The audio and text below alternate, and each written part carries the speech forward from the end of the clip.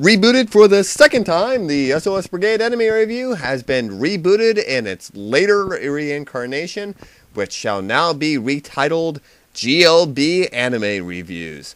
It seems sort of strange to call it the SOS Brigade Anime Review when there really aren't going to be any more uber kawaii desu video clips going along with the reviews anymore, so I figured, it's kind of lame reusing the same title over and over again.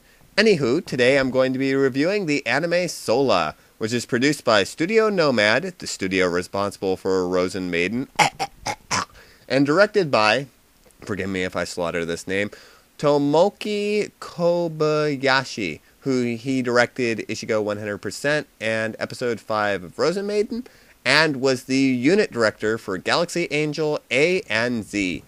Now, when I hear that an anime is directed by the same guy who is responsible for directing the train wreck known as Ishigo 100%, that really doesn't give me much confidence, so let's just say that I wasn't expecting much from Sola. So how did it turn out? Well, you'll just have to watch the rest of the view to find out, won't you, my darlings? Wink, wink. Sola was a multimedia project which sprouted from the mind of Naoki Hishaya, again, I probably slaughtered his name, who wrote Canon, which is, kind of cool. It first started out as a manga series, then it was a drama CD, followed by 2 longer installments after the anime's release, an internet radio show, and then it was put to animation only a few months after the manga was first unveiled. Ooh. You can't say much about the plot without giving too much away, but the story starts out with a character named Yorito, who meets a mysterious girl named Matsuri, whom on their first encounter jump kicks a vending machine. She's a very, very strange girl. They start forming a very odd relationship, but as you could probably guess from the first episode alone, Matsuri is not all that she seems. She is, in fact, a headcrab zombie! Anyways, Yorito has a sick older sister named Ano, who fits perfectly within the Rei Ayanami Yuki Nagano blue-haired samurai chick from Canon category as far as appearances go. She appears to be very unfeeling and hardly ever smiles. I think everybody knows that common anime cliche. The story seems to be similar to shows such as Canon 2006 and Air TV at first glance, but the plot soon develops into something a bit more profound and interesting than either of those 2 shows. The cast of characters is relatively small, and by the time the series is over, you get to know each of them very well. The series is 13 episodes long with 2 OVA episodes. If you're looking for a fairly short anime series, yes indeed, you should check it out. Whoa-ho-ho. Both the animation and character designs in Sola are very appealing. It's very easy on the eyes, and the way many shots incorporate lighting is fairly impressive. The characters do look a tad bit, run-of-the-mill for the genre. They still have standout features that make them distinctive in a purely visual sense. I especially liked Matsuri's outfit, which, in my book, looks simply fabulous. And of course, I dug Ano because, well, who doesn't dig a character with red eyes? The story was not what I was expecting at all. It starts off rather generically and develops into something else entirely. There's no way to predict the directions the series goes in, regardless of what expectations you have for this show. I will lay you odds. I mean it. I will bet that at least one plot turn will surprise you.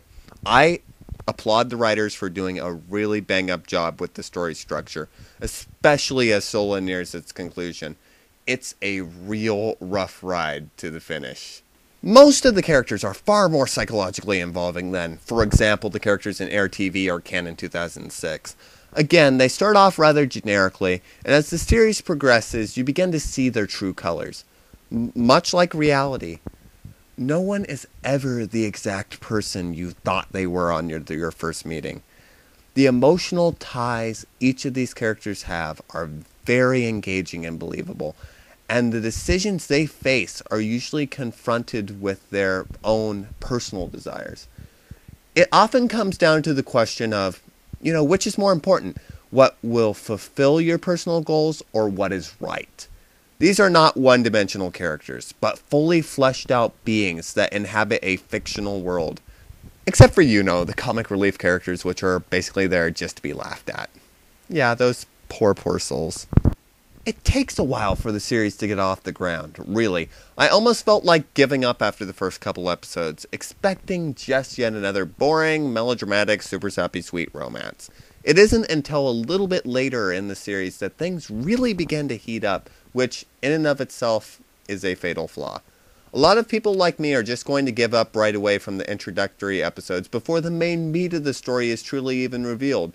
Let's put it this way. If you loved Air TV or any of the key visual novel adaptations, the introductory episodes probably won't bug you that much. If you, like me, are hoping to find something original and new, you'll probably give up before you realize that this is original and new. Not that I recommend you do give up, but if someone hadn't recommended the series to me, I would have dropped it like a hot potato. Don't make the mistake of quitting with this one. It does pay off. You just have to give it time. The only other near-fatal flaw that Sola is possessed with is, well, the ending doesn't live up to the promise of the built-up tension. The series completely derails itself right at the last episode, where everything seems to play out in a far too clean, calculated manner for my taste. It shows promise, then the last 10 episodes it just doesn't feel right. You're sort of left with an overall sense of, okay, what was the point? They tie things up just fine, it just isn't done in a satisfying manner. It feels anticlimactic, and after everything I had gone through as a viewer, I felt like they skimped out. I was expecting powerful and moving, and I got stuck with sappy. I'm sure many others who watch the series will agree that the last 10 minutes is, by far, the weakest part in the entire package. For all of my complaints, Sola is still a solid show that held a lot of potential. Unfortunately, a lukewarm introduction and a weak ending keeps this from being a truly great anime. Nonetheless, it is still very good and well worth watching. For the overall absorbing storyline and great characters, I am awarding Sola with a solid 3.5 out of 5. I love that score a little too much, I think. It allows me to skip out, cheat out between a 3 and a 4 when I can't decide. 3.5. It is so beautiful. This is Gotta Love Breath, and I hope my review didn't bore you all to a crying, wailing death. Thank you very much for listening, and if you enjoyed the review, subscribe if you want to. I'm not forcing you or anything, just if you